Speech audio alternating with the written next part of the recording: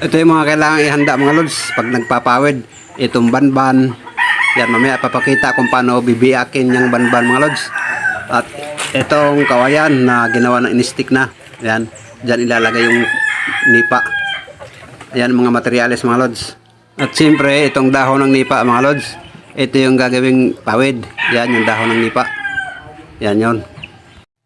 At ito yung pamamaraan mga lods. Kailangan biakin yung banban na sinasabi kong banban kanina. Ito yon, binibiak.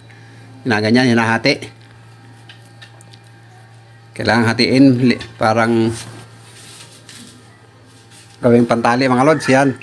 Ito palang paggawa nito ay napakasilan din. Dahil pag hindi ka pala sanay gumawa niya ni napuputol agad. Pag yan, pinaliit pa. Tapos ang gagamitin lang dyan mga lods yung balat. Yung puting yan nakikita, hindi tinatanggal yan.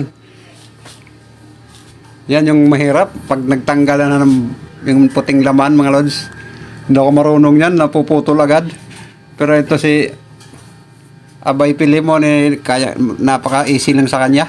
Ito pa lang si Abay Pilimon kapwa ko mananagat din. Kagaya ko, nangingisda rin. Tapos ito, nagpaalam ako sa kanya. Sabi ko, bay, pwede bang video natin tapos i-upload? Pumayag naman siya. Kaya ayan, tuloy-tuloy lang siya sa paggawa. Ito yung masila na paggawa dito mga lods. Tingnan nyo, yan yung pagtatanggal yan.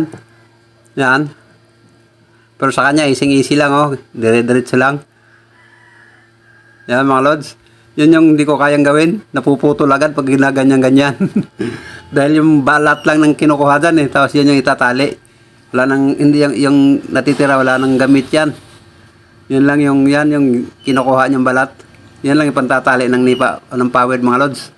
Tapos binubuhol nila yung dulo. Yan binuhulan ng dulo. Tingnan nyo mga lods. Yan mga lods, may buhol ang dulo. Dahil yan yung habang yan yung lahat ng ipantatahi doon sa pawid. Yan mahaba. Tapos may buhol ang dulo. Yan na mga lods. Umpisahan na mga lods. 3 muna ilalagay sa una. Pasensya na at nagkamali ako ng kuha. Napatayo ko yung camera. Mamaya mataas, malaki na yan. Yan, ganyan mga lods. Tapos yun, tutusokin ng ganyan.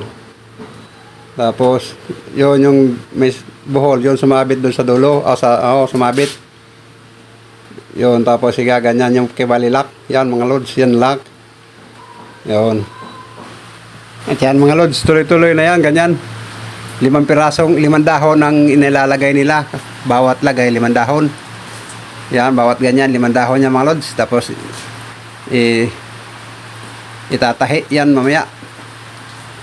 Yan, ganyan. Itatahi. Yun. Tapos ilulusot. Tapos yun. Yun, nakatahi na. Kukuha na naman. Ganun lang ng ganun pala yung magpapawid mga lods. Depende sa request kung ilang dahon ang ipalalagay. Yung iba 3 lang, yung pang commercial 3. Ito ay pang personal na gamit kaya 5. Yan. Ganyan lang yung mga lods. Ganyan lang ng ganyan hanggang sa umabot doon sa dulo.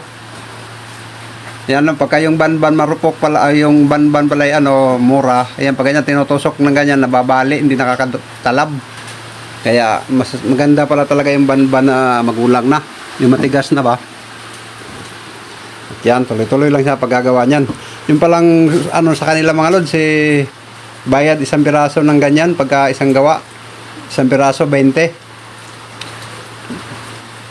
Medyo maganda na kitaan ngayon sa nagpapawid mga lods dahil 20 na ang 1 pirasong ganyan. Noon dati, nung wala pang bagyo, 3 piso lang yung bayad nung naggagawa ng ganyan, yung nagpapawid. Sa mahal ng bilihin, kaya yun, mahal na rin ang papawid. 20 na 1 piraso. Pasensya na nga pala mga lods sa ating pamimingwit. Wala na tayong ma-upload dahil mahirap pasukin ang dagat ngayon, panay ang ulan. Tapos malabo yung ilalim ng dagat kaya wala rin namang kumakaing isda.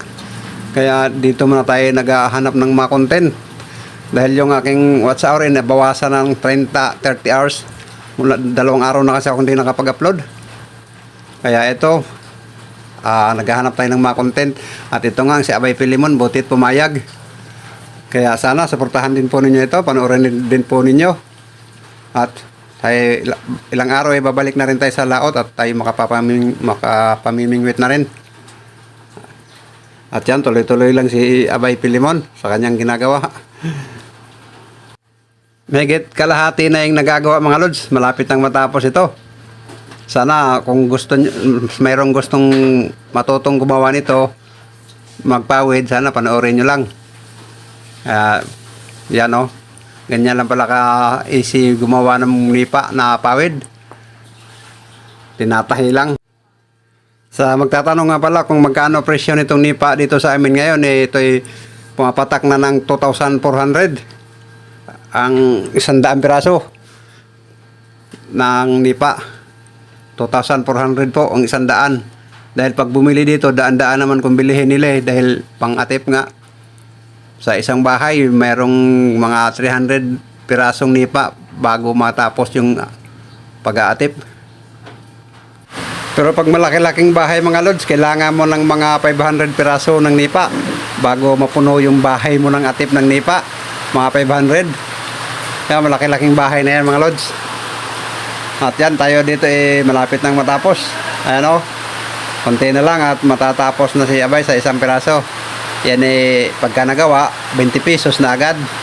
Tapos kahapon gumawa na siya. Nagawa niya kahapon ano lang 20 piraso nagawa niya. Naka 400 din siya. Nagawa niya yun ano lang. Mula alauna hanggang hapon, naka 20 piraso lang siya. Dahil di naman pala madaling gumawa nito mga lods. Lalo na ito pagka matigas yung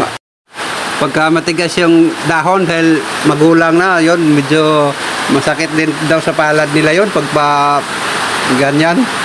At yan, dito malapit na tayo mga lods. Isang kamada na lang yan at ay mapupuno na. 5 dahon na lang yan mga lods. Yan mga lods, medyo papatapos na. At malakas na naman yung ulan mga lods. Kaya talagang napakahirap pa ngayon dito. Panay ang ulan-ulan. At yan, papatapos na. Isang layer na lang mga lods. Yan. At makikita na yung dulo kung paano gagawin yung dulo. Paano mag-lock ng dulo. Makikita natin ngayon mga lods kung paano mag-lock. Yan. Isa pang tusok. Yan, tinusok na. Tapos yun. Tapos ilalak, ganyan mga lods. Mag-lock, ganyan. Bang. Tapos ganyan. Yun. Putol. Isim putulin lang. Madali lang niya pinutol mga lods. At yun, tapos na yung ating nipa. Pwede na tayo mag-atip.